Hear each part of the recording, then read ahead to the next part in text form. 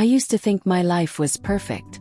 I had a good job, a respected husband, and a home that looked like something out of a dream. People admired me. Mrs. Rose Morgan, the beautiful, intelligent, and kind teacher. My students adored me. My husband, the principal of the biggest school in Jos, was well respected.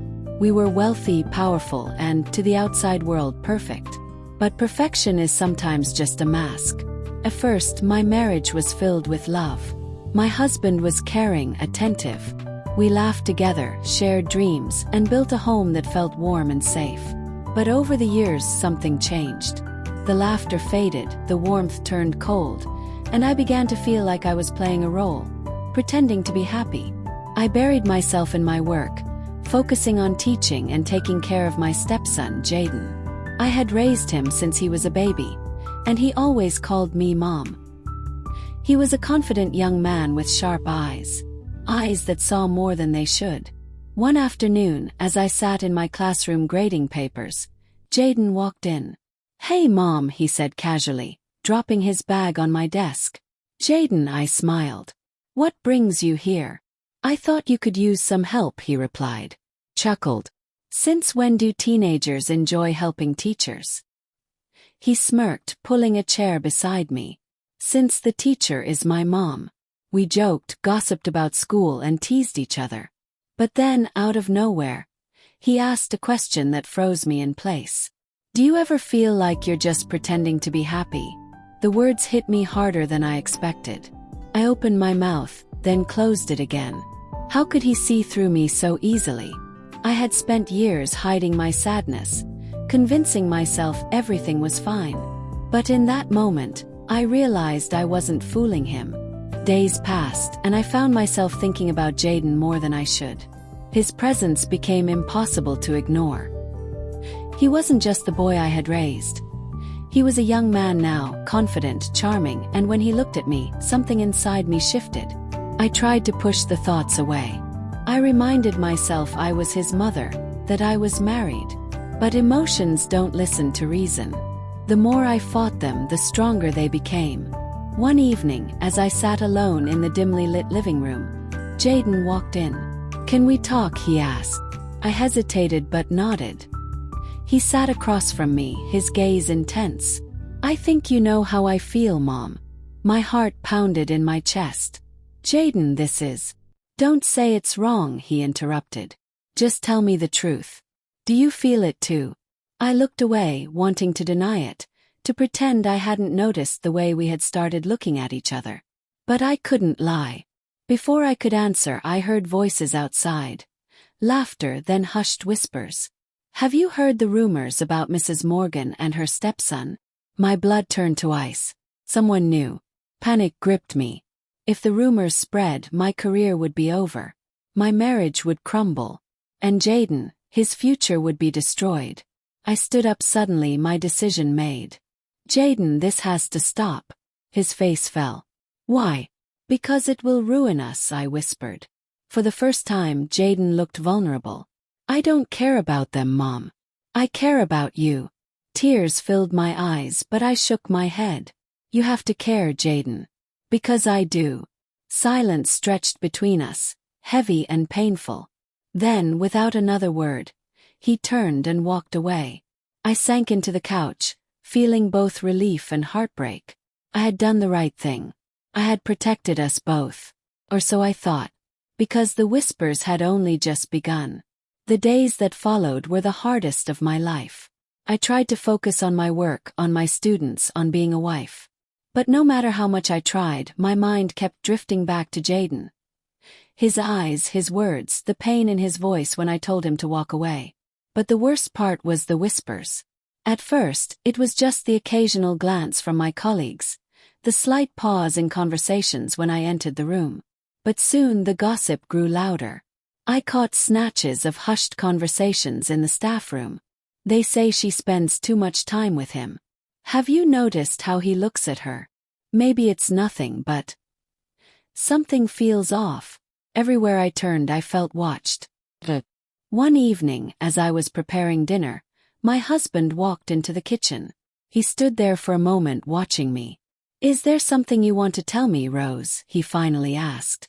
I froze, my hands stilling mid-chop. What do you mean? He leaned against the counter, folding his arms. People are talking. I swallowed. People always talk. Yes, he agreed. But this time, it's about you and Jadon. A chill ran down my spine. I turned to look at him, searching his face for anger. But all I saw was something worse, doubt. Do you believe them? I asked quietly. He didn't answer immediately. And that silence cut deeper than any accusation. I want to believe my wife, he finally said. But I need to hear it from you. Is there anything I should be worried about? I took a slow breath. I had done nothing wrong. I knew that. And yet, guilt coiled around me like a snake. There's nothing going on, I said firmly. He studied me for a long moment, then nodded. I hope that's true, Rose. Because if I ever find out otherwise. He didn't finish the sentence. He didn't need to. The warning was clear. That night I lay awake, staring at the ceiling. I had ended things with Jadon before they ever truly began. I had made the right choice. So why did it feel like everything was still falling apart? The next morning I walked into my classroom, determined to act normal. I had to push through this. I had to show everyone, including myself, that there was nothing to talk about. But then Jadon walked in. He hesitated at the door for a second before stepping inside. The room was empty except for us. I need to talk to you, he said. My heart clenched. Jadon, I know what you're going to say, he cut in. That this has to stop. That we have to pretend nothing ever happened. He nodded. Yes. But what if I can't? His voice was quiet, raw. What if I don't want to pretend? I looked at him, my resolve wavering. Jadon, please. He stepped closer. You raised me. You made me feel like I mattered. And I know you feel something too, Mom. Tears burned in my eyes. That's exactly why this has to stop, I whispered. 'Cause you matter. Your future matters. And if we let this go any further, we'll destroy everything. Jadon clenched his jaw. So that's it. You're just going to pretend none of this is real. I forced myself to stay strong. Yes. He stared at me for a long moment. Then, with a sharp nod, he turned and walked out. But as the door closed behind him, I knew. This wasn't over. Not yet. 'Cause some feelings don't just disappear. And some choices come back to haunt you. As the days went on, the weight of the silence between Jadon and me grew heavier. Every time I saw him, an unspoken tension crackled in the air. He would glance at me, his eyes filled with something I couldn't quite name, and I would quickly look away, pretending not to feel the same pull. But no matter how hard I tried to push him out of my mind, I couldn't. He was everywhere. His voice, his smile, the way he always seemed to understand me in a way no one else did. One afternoon, I sat in my office after school, flipping through papers mindlessly, my thoughts far away. The door opened, and I looked up to find Jadon standing there. This time, there was no hesitation in his eyes. I need to know if you still care about me, he said. His voice low but steady. My breath caught in my throat. Jadon, please, we can't do this. We agreed. I didn't agree to anything, he interrupted, stepping closer. You told me to walk away, but that doesn't change how I feel. And it doesn't change what we've shared. I shook my head, standing up quickly. You're just confused. This isn't real. Or family. I raised you. I know what I feel, he said firmly. And I'm not going to just ignore it. For a moment, I felt the ground shift beneath me. It was as though the walls I'd built around myself were crumbling, piece by piece. The guilt, the longing, the regret, it was all mixing together inside me, making me feel like I was losing control. I can't do this, Jadon. I can't lose everything because of one mistake. But we haven't made a mistake, he argued softly. What we have, it's real. And I'm not going to pretend it's not. Tears filled my eyes, and I wiped them away quickly. You're still young. You don't understand the consequences. I have a life, a career, a husband, and I can't risk everything for something that can't happen. Jadon's face hardened. Then you'll lose me too. The words hit me like a punch to the gut. What do you mean? I whispered. I'm not going to be around forever, pretending like everything's fine. I can't stay here and watch you be miserable, he said. If you choose him over me, then that's it. I'm done. I felt the weight of his words deep in my soul. I knew that if I chose my marriage, if I chose the safe path, I might lose Jadon forever. And the thought of that tore at me in ways I couldn't explain. But I also knew that if I didn't stop this now, I might lose myself. With a shaky breath, I forced myself to speak. You need to leave Jadon. Now. He looked at me one last time. His eyes filled with hurt and something else, something that resembled hope. But he didn't say another word.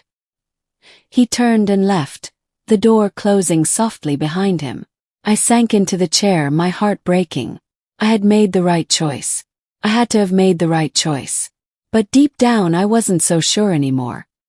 The next few days felt like a blur.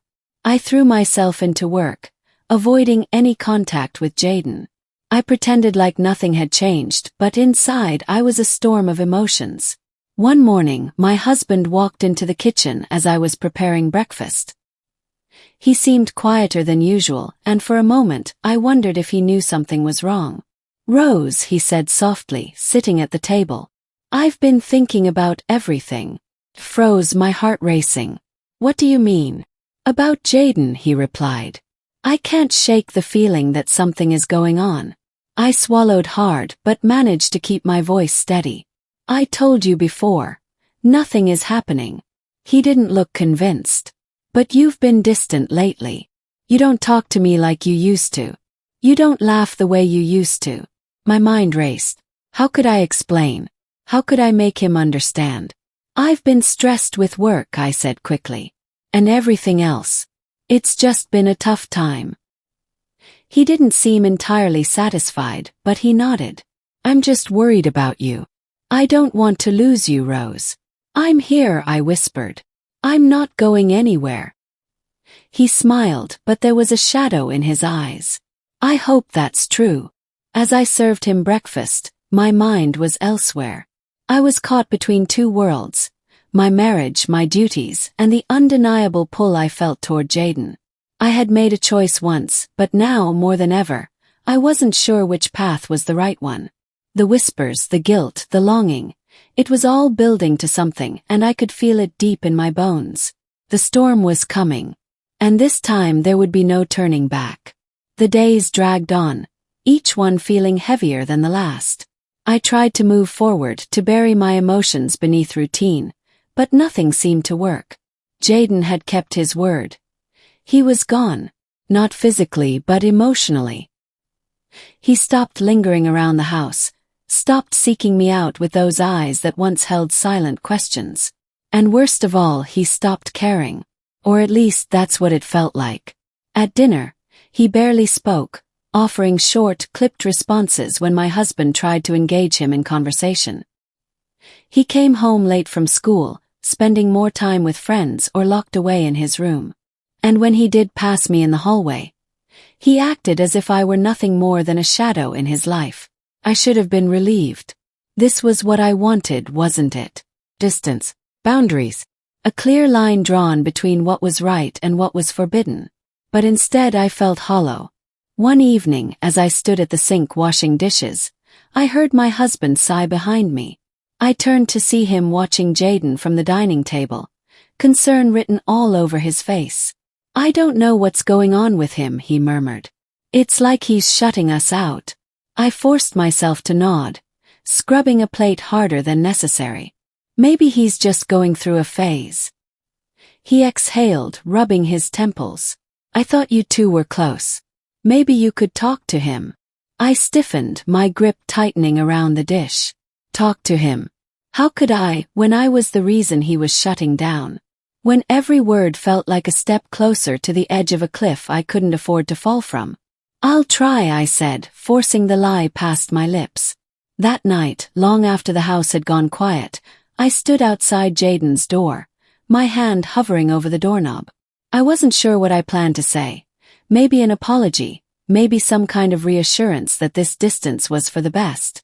But before I could knock, I heard the faint sound of something shattering inside his room. My heart jumped.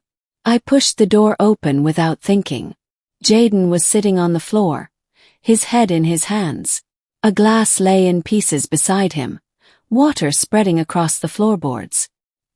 He looked up at me, his expression unreadable. For a moment we just stared at each other. Then he let out a hollow laugh. "Are you here to fix me now?" he asked, his voice laced with bitterness. "Because I think we both know it's too late for that." Something inside me cracked. "Jadon, don't." He shook his head, standing up. "Just don't." I swallowed the lump in my throat. "I didn't mean to hurt you." His eyes darkened. "Then why did you?" The question hung between us, heavy and unforgiving. I had no answer that would make this right. I took a slow step back. "I'll get something to clean this up." Jadon scoffed, running a hand through his hair. "Yeah, because that's what you do, right? Clean up the mess and pretend it never happened." His words struck like a slap. I turned and walked away before he could see the tears threatening to spill. But as I reached for the broom, a terrible realization settled over me. I had done everything I could to push Jadon away. And now I had finally succeeded. So why did it feel like I was the one breaking? I stood there for what felt like an eternity, staring at the scattered glass shards on the floor, my hands trembling as I clutched the broom. Each piece seemed to reflect a part of me, fractured, shattered beyond repair. My heart ached with every sweeping motion, but no matter how many times I moved the broom, I couldn't put the pieces back together. As I finished cleaning up the mess, I couldn't shake the feeling that I was losing him, slipping through my fingers, and nothing I did could change it. I knew Jadon needed more than an apology or empty reassurances. He needed me to be present, truly present, to stop pretending everything was okay when it wasn't. But I was too afraid, too scared to face what my actions had caused. I made my way to my bedroom, hoping sleep would bring some peace, but my mind refused to quiet. I could hear the echoes of Jadon's words, his anger, his hurt, and the hollow ache inside me grew with each one. I wanted to fix it. I wanted to say the right thing, do the right thing, but it felt like the gap between us was only widening. The next morning, as I went about my routine, I tried to push the thoughts away, but they clung to me. When I saw Jadon at the breakfast table, he didn't meet my eyes. He just pushed his food around, his jaw tight, his silence louder than any words could be. "Jadon," I said quietly, my voice barely above a whisper. He didn't respond, but I could feel him stiffen, his body language so closed off it was like a wall between us. I hesitated, but I had to try.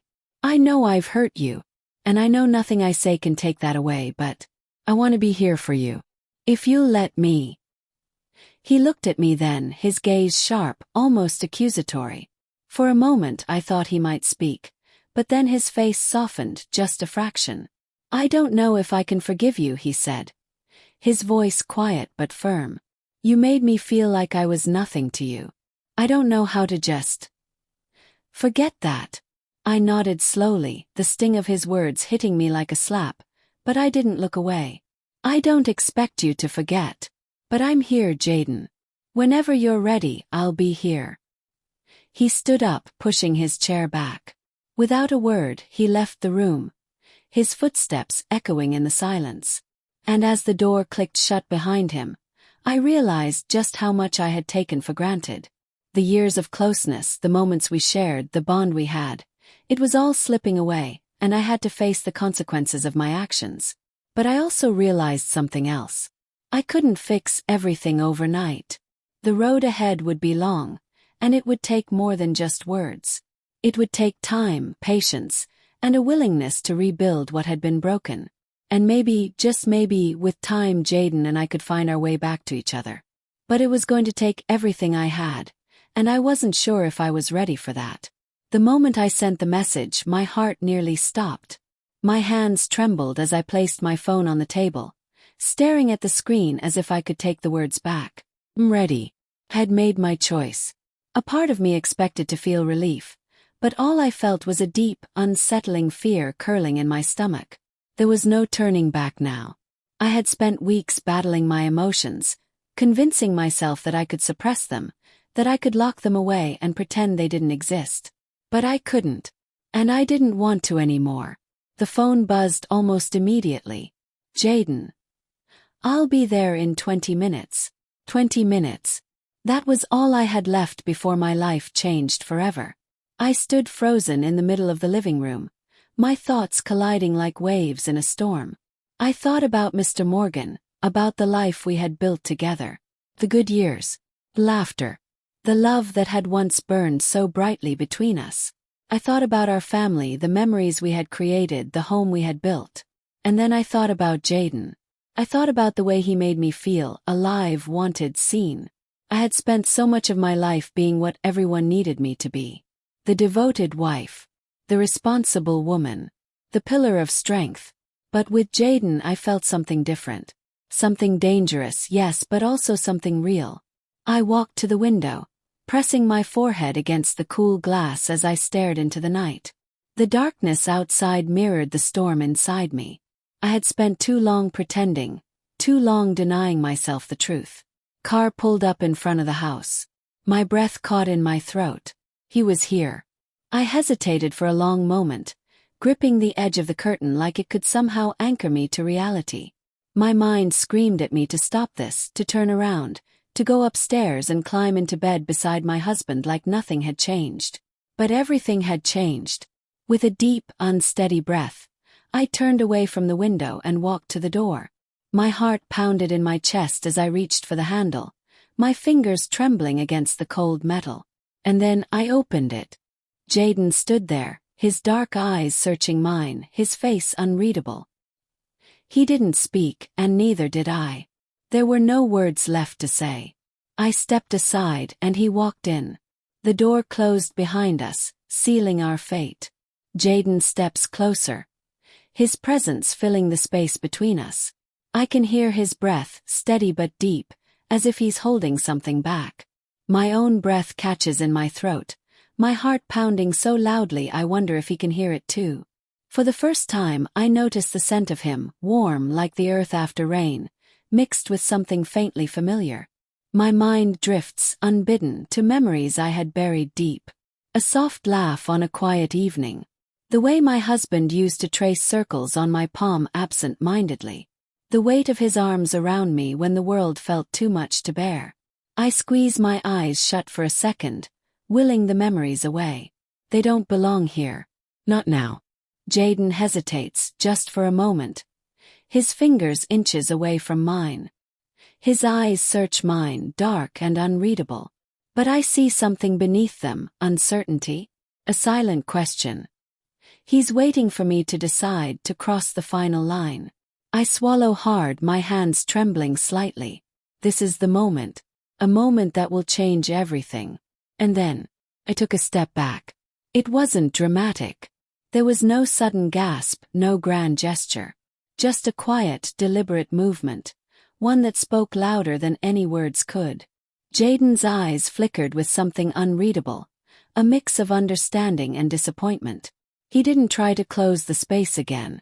Instead, he nodded, almost imperceptibly, as if he had known deep down what my decision would be. A strange silence settled between us. Heavy but not uncomfortable.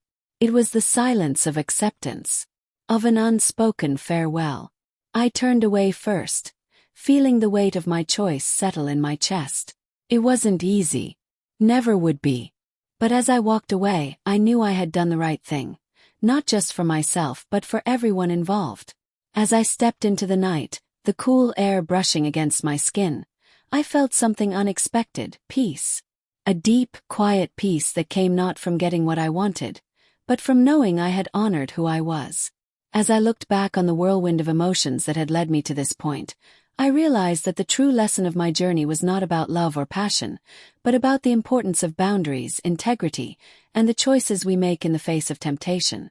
In the end, I knew that I would carry the lessons learned from this experience with me for the rest of my life. And though I would always wonder about the what-ifs, I had made peace with my decision, knowing that sometimes, Doing what was right for everyone was the hardest, but most necessary choice. And so, my journey ended, not with a grand reunion, but with the quiet understanding that sometimes, the greatest victories are won in the battles we fight within ourselves.